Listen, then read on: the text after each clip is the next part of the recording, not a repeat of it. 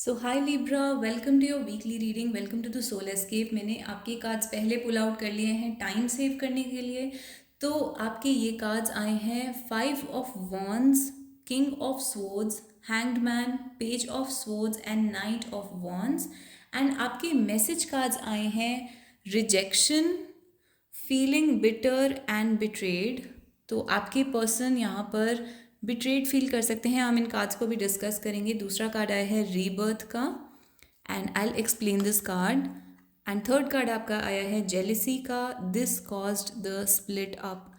तो यहाँ पर मुझे ओवरऑल दिख रहा है कि आप अपने पर्सन से सेपरेटेड हो सकते हैं इस टाइम पर। आपके और आपके पर्सन के बीच में कुछ कॉन्फ्लिक्टिंग एनर्जी है, किसी टाइप की कोल्डनेस है जो कि यहाँ पर मुझे मैन की तरफ से दिख रही है, या जो इस रिलेशनशिप में मैस्कुलिन एनर्जी है वो वाला पर्सन जो है वो कोल्ड हो चुका है, वो रिएक्ट नहीं कर रहा है और उसकी वजह से सिचुएशन यहाँ पर स्टक हो चुकी है। यहाँ पे ईगो इश्यूज हो सकते हैं। ऐसा हो सकता है किंग ऑफ सोर्ड्स जो है वो बहुत कैलकुलेटिंग होते हैं, प्रैक्टिकल होते हैं, ब्रेन का यूज़ करते हैं डिसीजन लेने के लिए हार्ट की जगह। तो जहाँ तक लव का क्वेश्चन है, लव में किंग ऑफ सोर्ड्स की एनर्जी बहुत ज़्यादा डिफ़िकल्टीज क्रिएट करती है दोनों लोगों के लिए, क्योंकि यहाँ पर वो पर्सन जो है वो अनइमोशनल हो सकते हैं, इनसेंसिटिव हो सकते हैं, जिसकी वजह से यहाँ पर कॉन्फ्लिक्ट्स हुए हैं।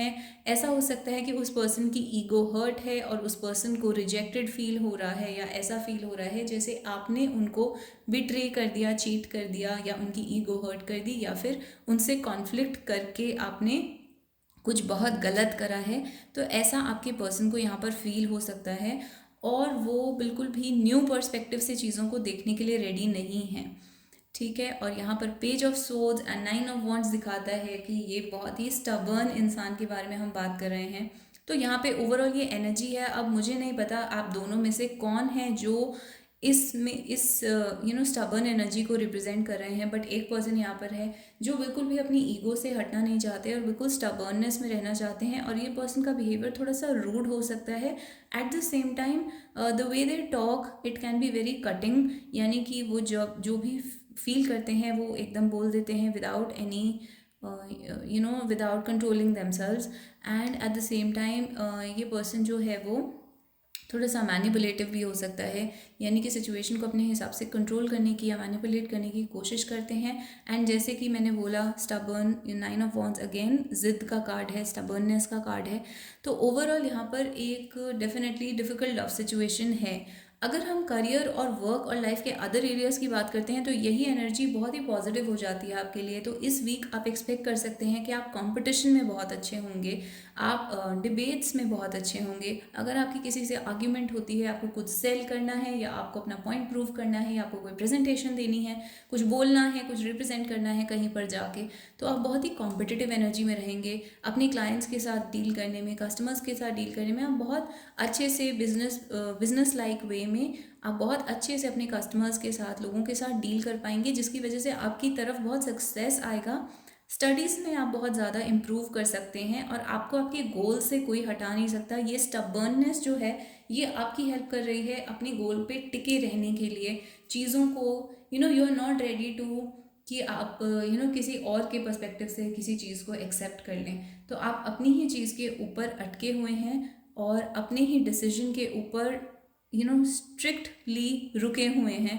तो ये बहुत अच्छी एनर्जी हो जाती है जहाँ पर हम करियर, प्रोफेशन, वर्क और जनरल लाइफ की बात करते हैं। बट अगेन, क्योंकि ये कॉम्प्रोमाइज़ की एनर्जी बिल्कुल भी नहीं है, तो ये लव के एरिया में प्रॉब्लम कॉज करती है। तो ऐसा हो सकता है किसी किसी लोगों के लिए ये आप खुद हैं और किसी के लिए ये आपके पर्सन हैं। बट ओवरऑल मैं यहाँ पर देख रही हूँ कि रीबर्थ का कार्ड आपके लिए आया है। तो यहाँ पर सिचुएशन में एक रीबर्थ होने वाला है। ये सिचुएशन ऐसे स्टक हमेशा नहीं रहेगी, तो ये सिचुएशन चेंज होगी एंड यहाँ पर एक रीबर्थ होगा। ऑल्सो यहाँ पर ये जेलसी का कार्ड मुझे ये बता रहा है कि अगर आप सेपरेट हुए हैं अपने पर्सन से, तो कहीं ना कहीं उसका कॉज जेलसी है। कोई और थर्ड पार्टी हो सकती है जो जेलसी फील कर रही है आपके रिलेशनशिप के ऊपर, या फिर आपके और आपके पर्सन के बीच में जो भी कनेक्शन है उसको देखकर बाकी लोग जेलस हो रहे हैं, उसको देखकर लोगों को प्रॉब्लम हो रही है। किसी टाइप की जेलसी इस वे में हो सकती है, या फिर कभी कभी ऐसा भी हो सकता है कि जो आपके पर्सन है वो ही आपसे कंपटीशन में है, वही आपसे जेलस फील कर रहे हैं, अपने आप को आपके अगेंस्ट देखने की कोशिश कर रहे हैं कि कौन ऊपर है कौन नीचे है, तो उस वे में जेलसी क्रिएट हो रही है, जिसकी वजह से यहाँ पे लिखा है this caused the split up. अगर आप अपने पर्सन से सेपरेटेड हैं तो इस वजह से आपका हो सकता है, इस वजह यही रीज़न हो आपके ब्रेकअप का, आपके स्प्लिट का। जो जेलसी है या तो किसी और की जेलसी है या आपके पर्सन की जेलसी है। बट अगेन यहाँ पे डेफिनेटली रीबर्थ का कार्ड आया है, तो हम ये देख सकते हैं कि रीबर्थ होगा इस सिचुएशन में। और यहाँ पे मैसेज कार्ड जो है वो एक सॉन्ग है, it's called complex by KT Gregson, and song है may be the next life I need him like water. तो इस सॉन्ग में बेसिकली वो पर्सन ये कह रहा है कि इस लाइफ में या नेक्स्ट लाइफ में या किसी भी लाइफ में I need you and I need you like water, यानी जैसे कि एक इंसान को पानी की ज़रूरत होती है उस तरीके से आई नीड यू। तो ये एक टाइप का मैसेज है जो मुझे पॉजिटिव दिखा रहा है कि चाहे सिचुएशन कैसी भी हो, एक पर्सन को रिजेक्टेड फील हो रहा है या बिट्रेड फील हो रहा है या फिर एक पर्सन हर्ट है, लेकिन फिर भी यहाँ पे जो कनेक्शन है वो बहुत स्ट्रांग है। और ये पास्ट लाइफ कनेक्शन हो सकता है because of the rebirth card. आपका जो कनेक्शन है वो life times over life times इस वे में चलेगा, एंड उसमें कुछ रीबर्थ आप एक्सपीरियंस करेंगे in the coming one week and in later time also.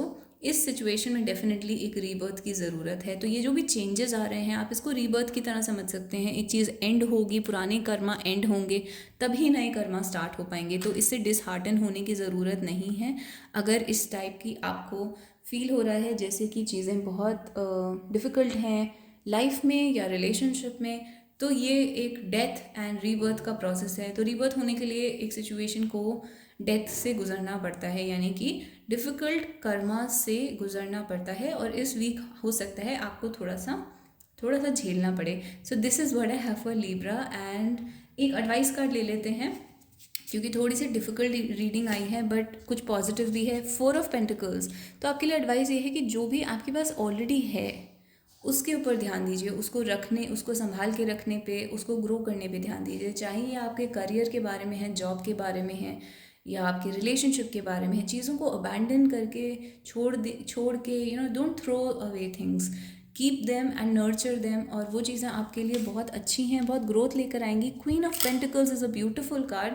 So of course आप अगर उन चीज़ों को ग्रो करते हैं तो आप क्वीन ऑफ पेंटिकल्स एनर्जी में आ जाएंगे। आपके पास जो है उस स्टेबिलिटी को, उस फाइनेंस को, रिलेशनशिप को मेंटेन करने की कोशिश करिए, और उसके बाद अबंडेंस, प्रॉस्पेरिटी, बहुत ही नर्चरिंग एनर्जी आप एक्सपीरियंस करेंगे यूनिवर्स के थ्रू। आप क्वीन ऑफ पेंटिकल्स एनर्जी में आ जाएंगे। You will have great success in all areas of life. So this is the advice for you, Libra, and I hope you liked the reading, and if you liked it, please hit like and please subscribe to the channel for more weekly readings and readings on love. You can check out the playlist, और आप English channel भी checkout कर सकते हैं जो कि आपको मेरे चैनल सेक्शन में मिल जाएगा। Thank you so much, Libra, and I'll see you guys in the next video. Bye bye.